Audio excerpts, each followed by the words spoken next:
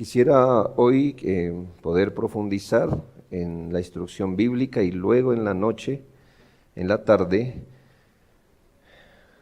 un tema que no pude dar por el tiempo de la incomprensibilidad de Dios. Y en 8 días nos dispondremos a empezar un par de series distintas a las que hemos venido, al menos de mi parte, abordando. Así que vamos a mirar esta repercusión de la incomprensibilidad de Dios. Y vamos a considerar hoy 2 asuntos donde la incomprensibilidad de Dios se manifiesta o se enseña en la Biblia. En la tarde veremos otras 2. Veremos el conocimiento y el amor incomprensibles de Dios. Recordemos, hermanos, que en el transcurso de los días especiales de estudio hemos sido animados por la palabra de Dios a conocer a Dios según Él se ha revelado en su bendita palabra. Es un desafío para la criatura redimida conocer a aquel que lo hizo y obró para redimirlo en su Hijo amado. Tenemos suficientes alicientes para animarnos en este conocimiento, como bien se ha dicho. Por ejemplo, 2 alicientes que nos animan a conocer a Dios. Jeremías 9, 23 y 24, que ya es un texto que creo que es familiar a nosotros. Así dijo Jehová: no se alabe el sabio en su sabiduría, ni en su valentía se alabe el valiente, ni el rico en sus riquezas. Mas alábese en esto el que se hubiere de alabar, en entenderme y conocerme, que yo soy Jehová, que hago misericordia, juicio y justicia en la tierra, porque estas cosas quiero, dice Jehová. Mire que Dios mismo está diciendo que a Él le gusta, Él quiere, a Él le gusta que le conozcan, pero que le conozcan como, obviamente, Él se ha revelado. A Dios le agrada que sus criaturas y mucho más sus hijos le conozcamos, pero que le conozcamos verdaderamente, no solo lo que Él es, sino también lo que hace. Estas cosas quiero, dice el Señor. Dios desea ser conocido en sus atributos, y que si lo ponemos desde otro punto de vista, hermanos, entonces a Dios no le gusta o que la gente no le conozca o que le conozca mal, que se haga una imagen distorsionada de Dios en su mente. Además, el segundo aliciente que nos anima, solo le diré 2, pero hay muchos más. Dios quiere que reconozcamos que el conocimiento de Dios es vital. Cuando se hable de algo vital, y aquí los niños es bueno que aprendan lenguaje, tiene que ver o tener relación con la vida. Algo que es necesario para vivir, como el agua es vital, es necesario para vivir. El alimento es vital. Dios quiere que reconozcamos que el conocimiento de Dios es vital. Juan 17:3, y esta es la vida eterna, que te conozcan a ti, el único Dios verdadero, y a Jesucristo a quien has enviado. Pero hemos dicho, hermanos, que aunque el deseo de Dios de ser conocido, que es el deseo de Dios ser conocido, y se nos enseñó que el deseo que Dios tiene de ser conocido lo manifestó en 2 maneras. Una, revelándose Dios de forma general, a través de lo creado, entiéndase lo creado afuera del hombre y dentro del hombre. Y también ese deseo de Dios de ser conocido se ha manifestado en esa revelación especial, las Sagradas Escrituras, donde podemos conocerle sin ambigüedad, de manera verdadera. Pero, hermanos, no podemos conocer a Dios de manera exhaustiva, completa o absoluta. Podemos conocer a Dios de forma verdadera, pero no podemos conocer a Dios de forma exhaustiva o absoluta. Es como si la Biblia nos dijera, Podemos conocer a Dios y a la vez no podemos conocerle. Sí, podemos conocer hasta donde Él se ha revelado, pero no podemos conocerlo de forma absoluta. Y le enseñé un principio: Dios es conocible, pero incomprensible. Nuestro conocimiento de Dios es cierto o verdadero, pero jamás exhaustivo. Nuestro conocimiento de Dios es parcial, imperfecto e inadecuado. Hay infinitamente más en Dios de lo que nosotros podemos imaginar. No solo es cierto que nunca podremos comprender completamente a Dios, sino también habíamos dicho que nunca podremos entender, nunca podremos entender completamente ni una sola cosa de Dios. Como si dijéramos, yo sé, todos los atributos de Dios son inmensos, pero está bien, me voy a dedicar a uno solo y tendré dominio de ese solo atributo de Dios. No, pues tampoco. Podemos tener un entendimiento completo de Dios. Solo Dios conoce a Dios. Primera a los Corintios 2:11, porque ¿quién de los hombres sabe las cosas del hombre sino el espíritu del hombre que está en él? Así tampoco nadie conoció las cosas de Dios sino el espíritu de Dios. En este sentido de comprensión absoluta, solo Dios conoce a Dios. Y le dije que le iba a señalar 3 grandes temas donde la incomprensibilidad de Dios es enseñada por las Escrituras. 3 grandes temas donde la incomprensibilidad divina es enseñada en la Biblia. 1, la naturaleza incomprensible de Dios. Naturaleza, su ser. Su ser es incomprensible. Vimos también que su decreto es incomprensible y que sus obras son incomprensibles. Ahí están los 3 asuntos. En el tema de la naturaleza de Dios, la esencia de Dios, el ser divino o sus perfecciones, ya vimos un tema: la ira incomprensible de Dios. ¿Recuerda? Y quiero que entienda, hermanos, esto es interesante e instructivo entenderlo, y es que las doctrinas en las Sagradas Escrituras regularmente, en su mayoría, no vienen como usted las encuentra en un diccionario, como en el diccionario teológico que aquí vendemos. Entonces, por la A de atributos, por la B de bondad, por la C de compasión, y entonces usted mira todo lo que la Biblia dice de tal o cual tema. No. La palabra de Dios enseña sus doctrinas regularmente entrelazadas en muchas cosas, ya sea en ejemplos, en vivencias, en enseñanzas. Estas doctrinas vienen enseñadas de esta manera, y esto lo hace interesante, porque en los textos que vamos a leer hoy, usted va a ver cómo se relaciona, o el personaje bíblico que vamos a leer, ¿para qué relacionó la incomprensibilidad de Dios? ¿Qué sentido él tenía en mente para recordar que Dios es incomprensible?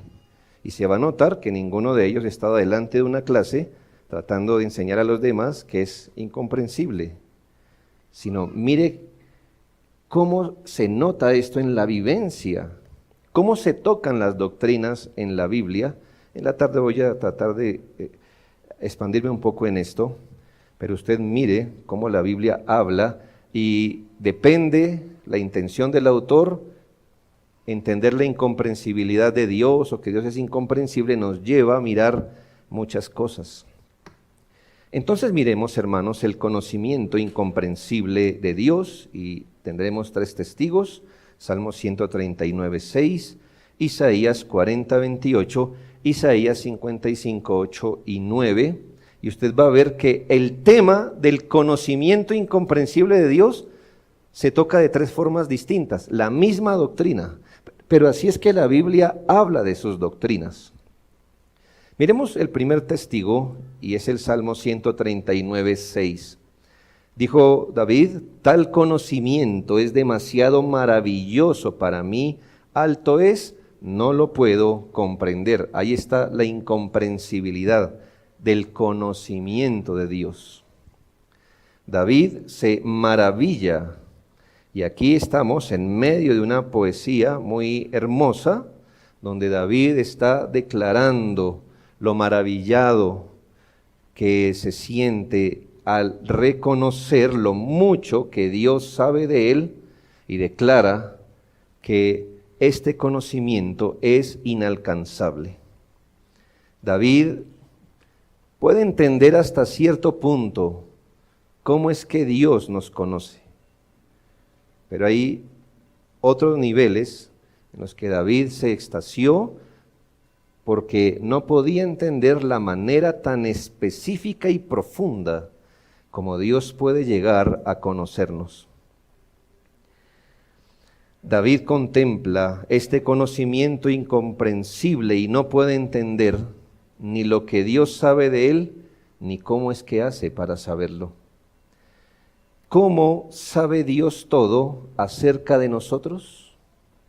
David descubre 3 raíces de este conocimiento. Dice que Dios sabe todo acerca de nosotros, primero, porque es omnipresente. Salmo 139, 7 al 12.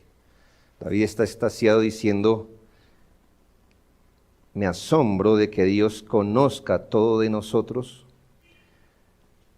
y esto se debe a que Dios es omnipresente. Ningún hombre puede escaparse de Dios, ningún hombre puede vivir lejos de Dios, aun si quisiera esconderse, donde sea que se esconda, Dios está allí.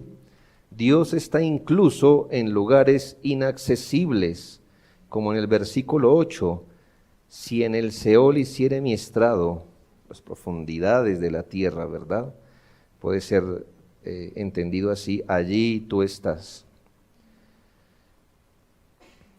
Dios también habita en lugares deshabitados, según los versículos 9, 10. Si tomare las alas del alba y habitaré en el extremo del mar, aún allí me guiará tu mano y me asirá tu diestra. Y aún Dios habita en lugares oscuros donde el hombre no puede ver. Nosotros dependemos de la luz para ver, pero el salmista dice, versículo 11, si dijeres ciertamente las tinieblas me encubrirán, aún la noche resplandecerá alrededor de mí, aún las tinieblas no encubren de ti, y la noche resplandece como el día, lo mismo te son las tinieblas que la luz. ¿Por qué Dios conoce todo acerca de nosotros? Porque es omnipresente. Queridos niños, Dios no necesita tener la luz prendida para ver en qué está usted. Ni siquiera necesita el sol para ver lo que la gente hace en la oscuridad. Dios lo sabe, Dios lo conoce. Conoce nuestros pensamientos en un nivel tan profundo que ni siquiera nosotros lo entendemos. Y por eso nuestro pecado de querer ocultar algo de Dios. Somos niños, ¿verdad? ¿Qué podemos ocultar de Dios? No hay un pensamiento recóndito que yo solo sé y que nunca nadie lo sabrá. Me iré con eso a la tumba. Bueno, Dios está. Nada se encubre delante de Él. ¿Por qué otro asunto? David sabe que Dios nos conoce porque Él nos creó. Salmo 139, 13 al 15. ¿Cómo no nos puede conocer el que nos creó? Pero es que nos creó al detalle. Es una maravillosa poesía, ¿verdad? Porque tú formaste mis entrañas, me hiciste. En el vientre de mi madre te alabaré, porque formidables y maravillosas son tus obras. Estoy maravillado y mi alma lo sabe muy bien. No fue encubierto de ti mi cuerpo, bien que en lo oculto fui formado y entretejido entre lo más profundo de la tierra. Bueno, hermanos, hoy día la tecnología ha permitido ver los bebés todavía cuando están en el vientre, ¿verdad? En su momento no. Pero hermanos, Dios nos conoce porque Él nos diseñó. Y hoy la ciencia ha dado unos avances que aún nos asombran más. David estaría aún más asombrado que nosotros al reconocer que el asunto tiene que ver con elementos de ADN, de cromosomas y de cosas a un nivel tan profundo que si en esa cadena, que si la desenvuelven, dice alguien que si desenvuelven la cadena del ADN que tenemos, no sé cuántos metros o decenas de metros puede dar eso si se estirara, microscópico, ¿verdad? Si solo una parte, un milímetro de eso hubiera cambiado, usted no saldría así. ¿Ya entiende? ¿Cómo no nos va a conocer el que nos creó? David estaba maravillado de que Dios nos conozca y claro, porque Él nos diseñó, nos hizo, el arquitecto y el creador del hombre, sabe exactamente lo que hizo y cómo lo hizo. Nadie puede alcanzar el conocimiento completo, ni siquiera de su propio cuerpo y de su alma, algo que Dios sí conoce. Sí conoce. Usted puede decir, no, yo no estoy bravo. Niños, ¿no? Somos niños. El niño que está todavía untado y dice, yo no comí, ¿verdad? Dios conoce el alma, porque Él es el Padre de los espíritus. Tal vez usted no conozca los laberintos de su alma, pero Dios los ha recorrido ya. 3, Dios decretó cada evento en nuestras vidas. Versículo 16, ¿cómo no va Dios a conocer nuestra vida si Él decretó desde la eternidad cada palabra, pensamiento, camino y acción de sus criaturas en su libro? Mi embrión vieron tus ojos, o tus ojos vieron mi embrión, y en tu libro estaban escritas todas aquellas cosas que fueron luego formadas sin faltar una de ellas. En el libro de Dios está escrito todo sobre nosotros con la tinta indeleble del propósito de Dios. Note bien que la Escritura presenta la incomprensibilidad de Dios no en un marco teórico o abstracto. Aquí, ¿cómo se relaciona o cómo vino a colación el tema de la incomprensibilidad de Dios? En una oración, en una poesía, en un momento de alabanza. Y mire que hacia dónde nos dispara conocer la incomprensibilidad de Dios, y es a sentirnos personalmente afectados por ella. Dios sabe todo sobre usted, sobre mí, en niveles que ni nosotros conocemos. Él sabe más acerca de cada uno de nosotros de lo que podamos saber nosotros mismos. Tal conocimiento es maravilloso, alto es, no lo podemos comprender. Ninguno ha leído el libro de Dios sobre sí. Dios no solo leyó el libro sobre cada uno de nosotros, sino que lo escribió.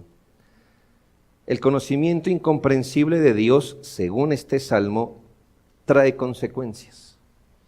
Otra vez, no es para un examen. Usted no aprende eso para un examen.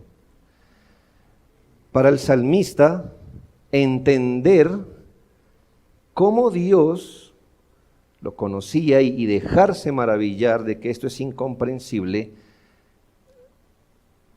provoca que haga un triple llamado. Primero, nos llama a atesorar ese conocimiento de Dios y su presencia.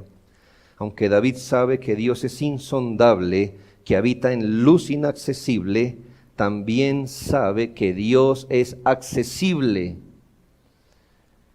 Versículo 17 y 18, cuán preciosos me son tus pensamientos. Mire, algo que Él quiere atesorar.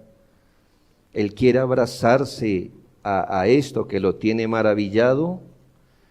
Si los enumero se multiplican más que la arena, despierto y aún estoy contigo. Entiéndase, medito tanto en esto que despierto o dormido, y cuando me despierto, este pensamiento todavía me acompaña. Me gusta pensar en eso, aprecio estas cosas, preciosos me son tus pensamientos. Él valora mucho todos los pensamientos de Dios, y aquí el salmista nos enseña que esta doctrina, hermanos, no es para ganar ningún debate ni para sentirnos más inteligentes. David alimentaba su vida de adoración pensando en cómo Dios nos conoce. Segundo, nos llama a apartarnos de hombres perversos. ¿Por qué David diría en los versículos 19 al 22, de cierto, Dios, harás morir al impío, apartaos pues de mí, hombres sanguinarios, porque blasfemias dicen ellos contra ti, tus enemigos toman en vano tu nombre. ¿No odio Jehová a los que te aborrecen, y me enardezco contra tus enemigos? Los aborrezco por completo, los tengo por enemigos. El asunto es este, hermanos.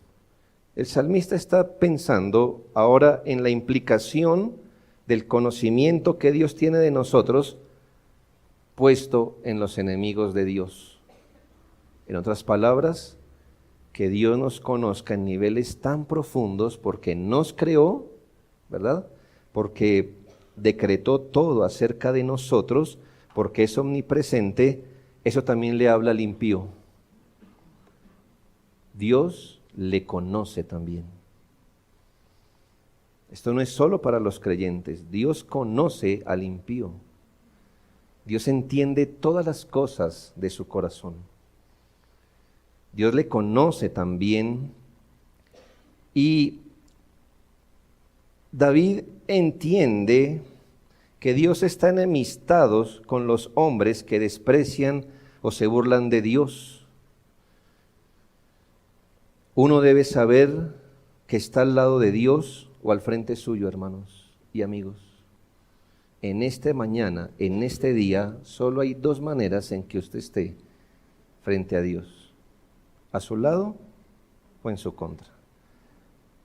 En esto no hay neutralidad. Aquí tenemos personas al lado de Dios o en su contra. Y David le dice al que está en su contra: yo me alegro de estar al lado de Dios, pero solo un tonto podría ir a la guerra con un enemigo omnisciente. Solo un tonto puede ir a la guerra con un enemigo que lo sabe todo y lo conoce todo. Alguien dice que el éxito de las guerras está en la capacidad de engañar al enemigo, y es verdad.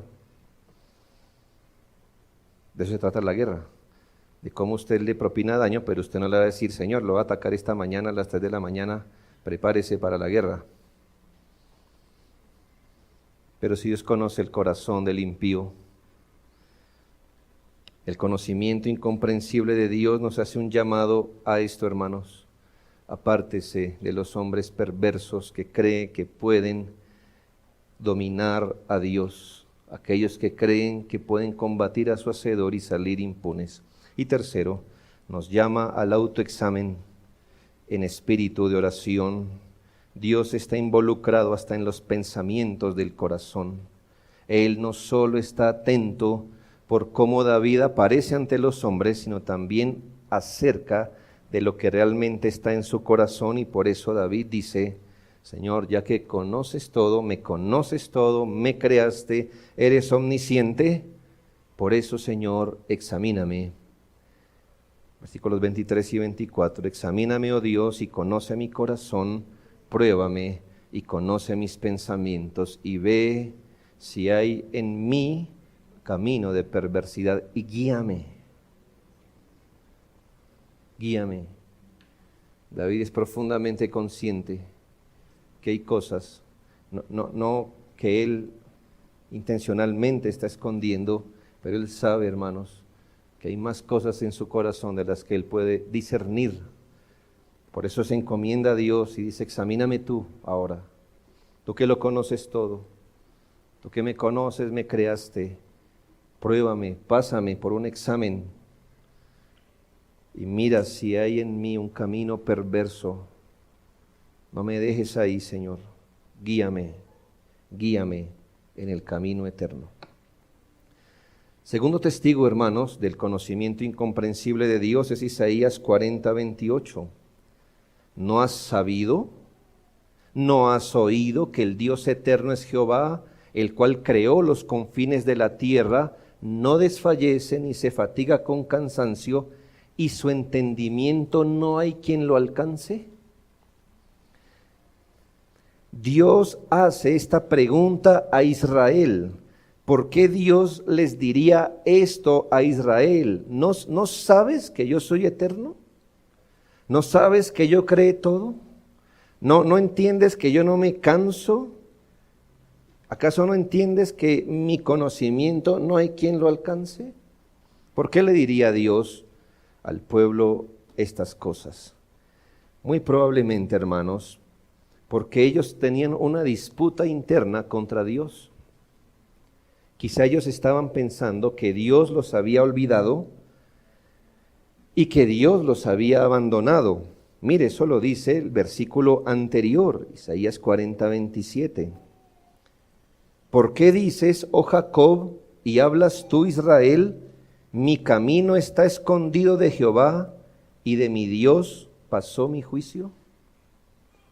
Probablemente, hermanos, sus pensamientos eran amargos hacia Dios y no comprendían por qué habían sido maltratados y todavía no se les había hecho justicia. Y en su dolor razonan más o menos como: si Dios se diera cuenta, si Dios conociera cómo estamos siendo tratados, ya nos hubiera hecho justicia. No hubiera dejado que esto sucediera. Y Dios les dice que ellos más bien han olvidado que Él ve todo con una visión tan grande que ningún hombre puede sondear sus profundidades. La respuesta de Dios es que Él no los ha olvidado, pero ellos sí se han olvidado de Él, pero que Él no los ha olvidado. Que todo esto que está experimentando el pueblo no es porque Dios se ha olvidado, porque Dios ignore. Él tiene razones, porque dice allí que su entendimiento no hay quien lo alcance. No entendemos muchas cosas, hermanos, pero Dios por ahora estaba dejando sufrir a su pueblo. Ellos estaban bajo disciplina. El cuánto dura la disciplina, el cómo es administrada, el qué tan profundo llega, eso está y reposa en el conocimiento incomprensible de Dios. No somos jueces, hermanos, de estas cosas. Y a veces uno dice, ¿pero por qué? Es como el papá, los papás, ¿no? Los hijos tienen una visión tan pequeña de la vida, ellos piensan que la tienen toda, ¿verdad? Toda la visión. Pero a veces, entonces, tenemos a Juanita, y bueno, Juanita aquí ya hay, entonces busquemos otra. Francisquita y Simón. Francisquita y Simón. Y es en algún momento hacen una pilatuna. Probablemente ambos el día domingo justo riegan el desayuno en el comedor y dañan la ropa bonita del domingo. Pero para Francisquita hubo 3 embarazos. Y cuando Simón hizo esto, se ganó solo 2. Y el hijo piensa, ¿qué piensa el hijo? ¿Y por qué? Mira, a menos que el papá sea injusto o un tonto, los papás tenemos razones, consideraciones, agravantes o atenuantes que hace que bajo el mismo acto uno se lleve 3 y el otro se lleve 2. El hijo no entiende y va a pasar mucho tiempo para que lo entienda, pero lo entenderá cuando sea papá y él tenga su propia Francisquita y su propio Simón. Si eso pasa, hermanos, con los padres, sí, también me lo sé con la disciplina eclesiástica, hermanos, también me lo sé. Somos constantemente atacados los pastores, que por qué a él sí, por qué a él no, por qué esto y por qué el otro. Imagínese usted con toda la información que nosotros manejamos. Si a veces usted no puede ni con lo suyo, ¿verdad? Es la verdad, hermanos. Hay razones, hay consideraciones, por eso existen los papás en la familia y por eso existen los papás espirituales en la iglesia. Pero si eso es así, hermanos, ¿cómo es Dios? Y usted no puede decir, ay, que él pecó y mire, el Señor lo trató así y en cambio a mí, o ¿qué sabemos, hermanos? Su conocimiento no hay quien lo alcance. Isaías aplica la incomprensibilidad de Dios y llama al pueblo a considerar que detrás de cada cosa está la sabiduría infinita de Dios y que debemos confiar en Él y esperar en su divina ayuda. Mire lo que dice el versículo 31, pero los que esperan en Jehová, todo lo que diga de ahí en adelante está condicionado ¿a qué? A esperar. Espere. No dice, mas los que entiendan a Jehová, no. Espere. Él tiene razones para dejar, en este caso, a Israel sufriendo por un tiempo. Él tiene razones. Y Él no va a venir a su tribunal ni a su sala a darle explicaciones. No, es Dios. Pero los que esperan en Jehová tendrán nuevas fuerzas, levantarán alas como las águilas, correrán y no se cansarán, caminarán y no se fatigarán. Solo si espera y confía en el Señor, Él hará. Dios conoce nuestras necesidades y pruebas y fortalece a los débiles y desamparados que esperan en Él. Por lo tanto, hermanos, confiemos en Dios en la adversidad. No debemos pensar que nuestro camino está escondido del Señor o que haya pasado por alto algo. Dios no comete errores, Él sabe exactamente lo que está haciendo. Por eso no podemos estar abatidos o amargados en la aflicción. A veces no vemos ninguna salida o una explicación del problema. Entonces recuerde esto, su entendimiento no hay quien lo alcance. Como si yo dijera, ¿para qué le explico si no va a entender? ¿Para qué le explico? ¿Sí? Confíe en el Señor. Tercer testigo, Isaías 55, 8, 9, porque mis pensamientos no son vuestros pensamientos, ni vuestros caminos mis caminos, dijo Jehová, como son más altos los cielos que la tierra, así son mis caminos más altos que vuestros caminos y mis pensamientos más que vuestros pensamientos. Es un texto que nos trae consuelo en algunas cosas, pero si usted supiera que esto estaba en un contexto de regaño, el contexto por el cual Dios dijo esto es que estaba dándole una tremenda exhortación al pueblo. Los estaba reprendiendo duro, vehementemente. Y es que el Señor estaba contemplando los pecados de este pueblo.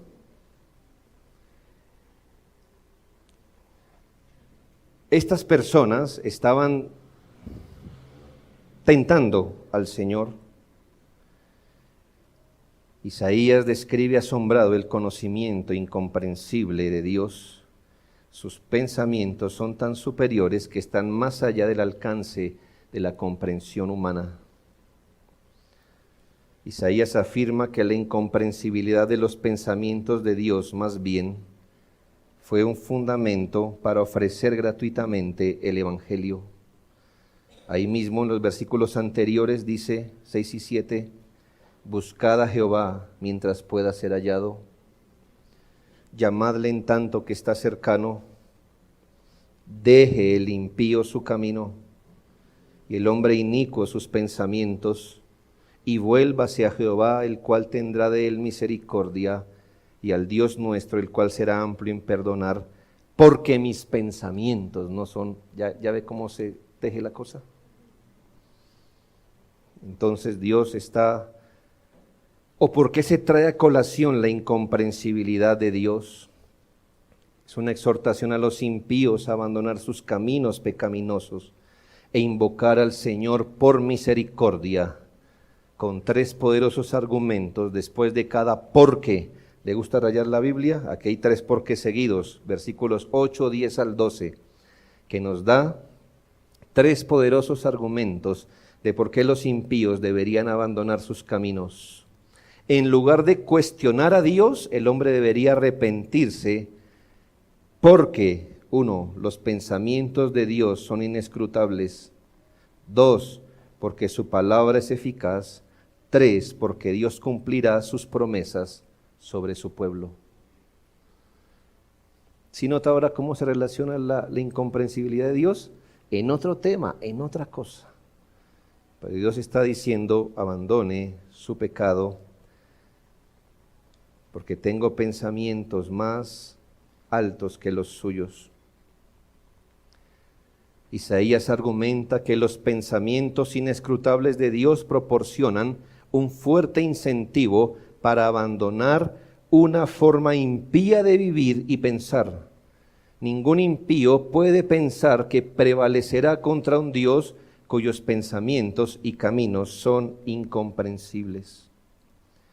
Esto puede ser una fuente de esperanza, porque Dios puede darle aún mayores cosas según su grandeza, o puede recorrer miles de caminos para enfrentar la impiedad del impío y condenarlo. Dios conoce, hermanos, todas las cosas. Deje el impío su camino. ¿Por qué? Porque mis pensamientos no son los suyos. Ninguno puede encapsular a Dios, hermanos. Todos debemos recurrir por fe al Señor. Cualquier otro camino, hermanos, nos pone en condiciones complejas.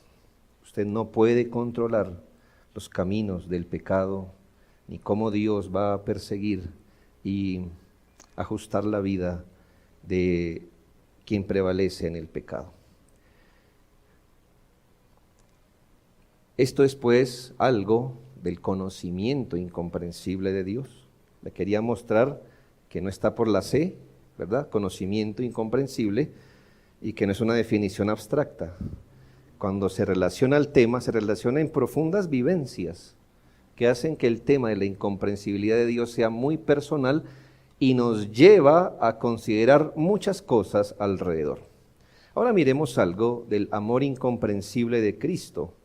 Obviamente es injusto, hermanos, porque el amor de Cristo es tan alto que yo no podré describirlo en 14 minutos que me quedan.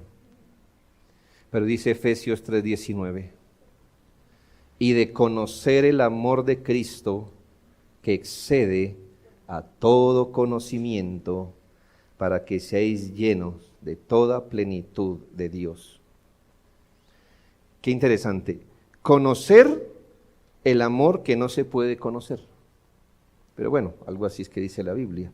El conocer el amor que excede a todo conocimiento. ¿En qué contexto, hermanos, está esta frase? ¿En qué contexto está esta frase?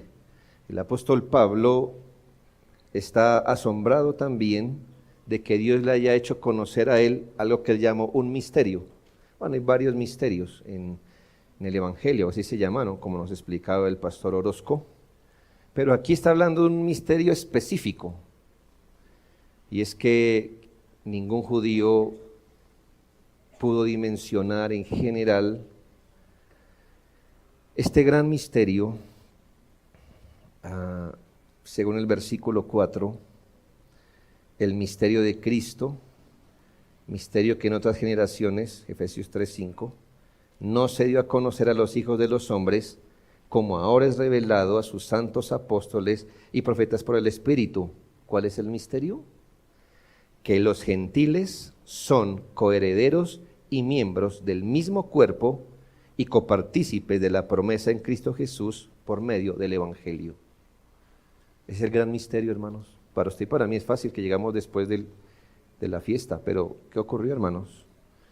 Hay un momento donde no se entendía, sino que Dios tenía amor por Israel, amor eterno y amor inquebrantable por Israel. Así que nadie ni siquiera suponía que los gentiles podían ser amados con el mismo amor. Pero se desarrolla el tiempo y el apóstol dice, lo que pasa es que cuando usted piensa en Israel tiene que pensar en dos niveles, Israel en la carne e Israel espiritual. Y para ser del Israel espiritual se necesita la fe, no haber nacido de Abraham. Así que les digo algo, los gentiles, los perrillos, ¿recuerda? También han sido amados con un amor eterno. Bueno, los elegidos, ¿verdad? Y ahora vienen a ser parte del mismo cuerpo con Abraham, Isaac, Jacob, Moisés, Elías, Salomón, David. Me diría, no me cuadra, no me suena. Pero el apóstol dice, yo oro por ustedes para que Dios les conceda un mejor entendimiento del amor de Cristo que excede todo conocimiento. Pablo enfatiza que el amor de Cristo es incomprensible. Bueno, a la vez es conocible. Ora para que uno pueda conocer el amor de Cristo, pero es provechoso para que seáis llenos de toda plenitud de Dios. Pablo nos muestra tres asuntos importantes del amor incomprensible de Dios. Primero, ¿quiénes pueden conocerlo? Según este texto, ¿quiénes pueden conocer el amor incomprensible, el amor que excede todo conocimiento? Bien, todos los verdaderos cristianos pueden y debemos conocer el amor insondable de Cristo. Versículos 18 y 19, Pablo dice que ora para que seáis plenamente capaces de comprender con todos los santos. Es decir, es una comprensión personal, pero junto con todos los creyentes, cuál sea la anchura, la longitud, la profundidad, la altura, y de conocer el amor de Cristo que excede a todo conocimiento, para que seáis llenos de toda plenitud de Dios. Pablo dice que el conocimiento del amor de Dios pertenece no solo a intelectuales o teólogos, sino a todos los cristianos verdaderos, incluso a los niños en Cristo. Que todos debemos orar, hermanos, porque para el apóstol Pablo muchas cosas dan sentido, o le dan sentido, o muchas falencias en la vida cristiana dan sentido porque no conocemos el amor con que hemos sido amados eternamente. Yo sé, hermano, que Dios es amor, es una de las pegatinas más famosas que se venden. Dios es amor. No entendemos esto, dice el apóstol. El amor de Dios es tan grande, tan profundo. Y yo quiero que todos los santos, dice, logremos comprender ese amor con que hemos sido amados. Muchas de las cosas que no podemos ser, que no entendemos, que nos cuestan, tiene raíz en eso. No entendemos el amor de Dios. No lo entendemos en su anchura, en su longitud, en su profundidad, en su altura, porque excede todo conocimiento. Todo creyente puede conocer este amor de Dios.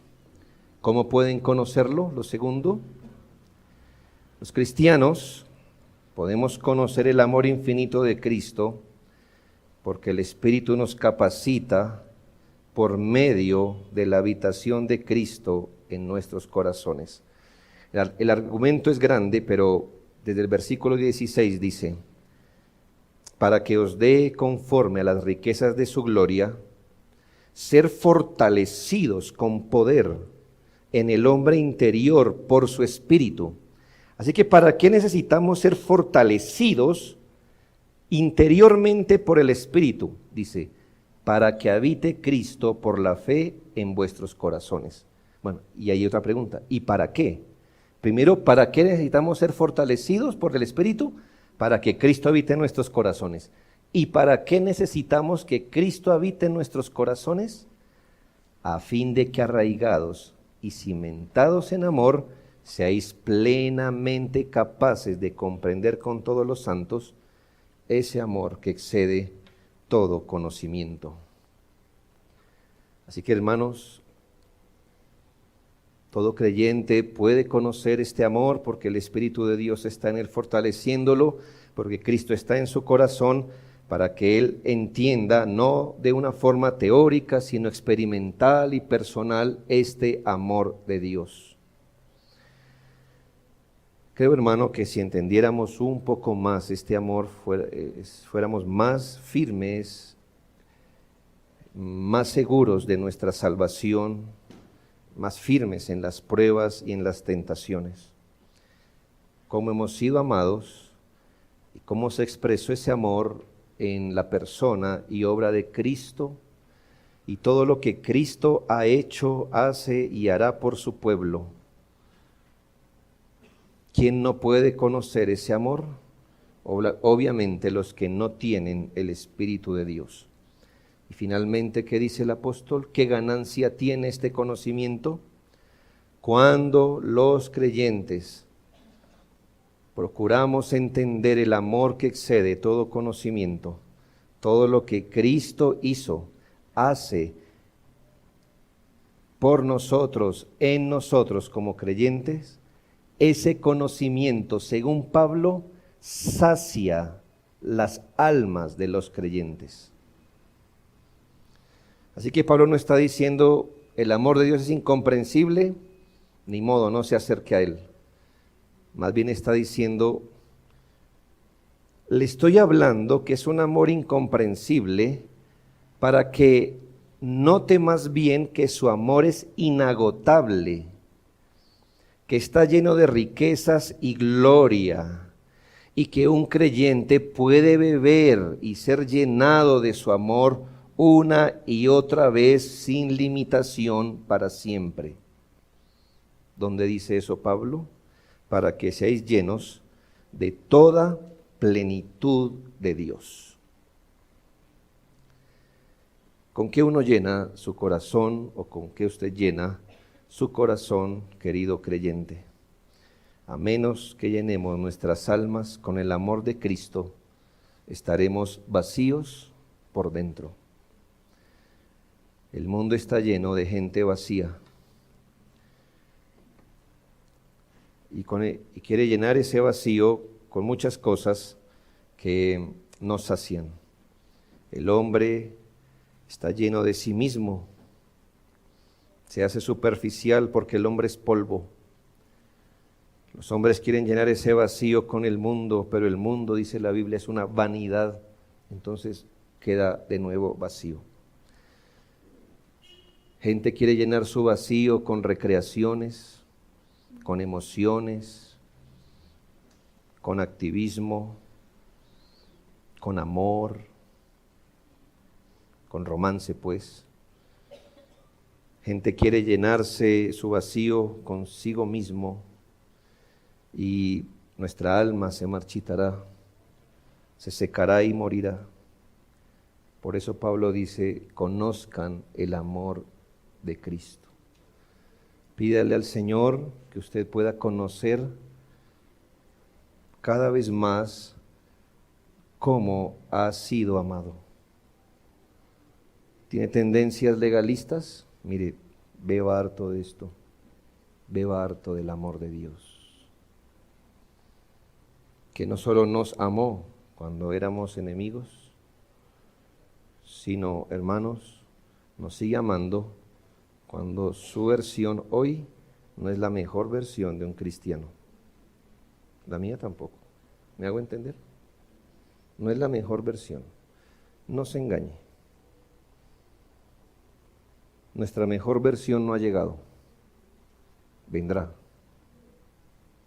Pero no ha llegado. La manera que usted llene su corazón del amor de Dios, dice la Biblia, tendrá la plenitud de Dios en su corazón. Así que cuando el apóstol trae a colación la incomprensibilidad de Dios, en este caso su amor, lo hace para que usted y yo nos animemos a tratar de conocer más y más ese amor con todos los santos. Es una maravillosa provisión, por eso dice la Biblia, que es una riqueza de la gracia de Dios. El amor incomprensible nos llama a orar, no solo por nosotros, sino como hizo el apóstol, yo oro por ustedes para que sean capaces de comprender el amor de Dios. Piensa, hermano, que si uno amara más, lo hablo a nivel de las relaciones interpersonales. ¿Qué hace, por ejemplo, que un hombre sea descuidado o hasta llegar a la infidelidad de su esposa? O que la esposa sea descuidada y poco atenta. ¿Qué hace? ¿Cuál es la raíz? Uno diría falta de amor, le falta amor. En la medida que el amor crezca, pensar en ofender a la otra persona se vuelve más imposible, ¿no cree? En la medida que usted ame más a la otra persona, su camino a la ofensa sería más dificultoso. Hermanos, amar a Dios se pondría como una barrera para que nuestro camino al pecado no fuera tan fácil, para que pudiéramos, hermanos, resistir la tentación y esperar en Él. Usted esperaría más en Dios si le amara más. Es solo porque desconfiamos en Él, no le amamos. Pero si este amor de Dios llenara nuestro corazón, nuestras disposiciones hacia Dios serían otras. Por eso el apóstol dice, es mejor que comprendan más y más el amor de Dios que está en usted. A riesgo de parecer de otra línea, debo decirle que si usted supiera, hermano, creyente, que no hay ningún pecado que lo vaya a poner en el infierno, no lo hay. No hay nada que usted pueda hacer ahora que lo quite de su herencia en el cielo. No lo hay, hermano. No lo hay. ¿Es un creyente? Entonces le puedo hablar así, porque no hay condenación. Dios lo salvará aún pasando por encima de esto. Dios lo traerá al arrepentimiento, pero no hay ningún pecado que lo pueda destituir de la gloria de Dios. Porque el perdón del Señor se estira tanto como se estiró su amor. ¿Cómo amará usted al Señor si entiende, si lograra entender esto? Me imagino que no dice, qué bueno, ahora saldré a pecar. No, hermano. Con una declaración de amor tan grande, las barreras contra el pecado crecen, porque uno se ve más inclinado a ser fiel a quien más lo ha amado a uno. Solo el que ama el mundo puede ver en esto un permiso para el pecado. Por eso el apóstol dijo que Dios nos conceda una mayor percepción y comprensión del amor de Cristo que sobrepasa todo entendimiento. Oremos.